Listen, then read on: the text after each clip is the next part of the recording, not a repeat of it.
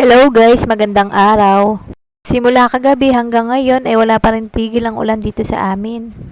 At dahil nga maraming tubig, napagdesisyonan ko na lang na linisin na lang yung harap ng bahay. Pero bago nga yun, hinugasan ko muna yung mga pinggan na pinagkainan namin kaninang tanghali. Sa tuwing umuulan kasi ay hindi naman maiiwasan na matalamsikan ito ng mga putik, yung dingding ng bahay. Buti na nga lang at hindi naman siya mahirap tanggalin kaya ginamitan ko na lang siya ng brush. Habang nalilinisan ko nga dyan yung dingding, yung anak ko naman ang naglilinis ng sahig. Madali kasing lumutin ng sahig lalo na bagay ganitong maulan. Mabuti na nga lang at malapit ang igiban dito sa amin kaya hindi kami nahihirapan kung sakaling kailangan man namin ng tubig. At habang naglilinis nga kami dun sa labas ay meron naman isang bata dito na naiinggit doon sa mga batang naliligo sa ulan.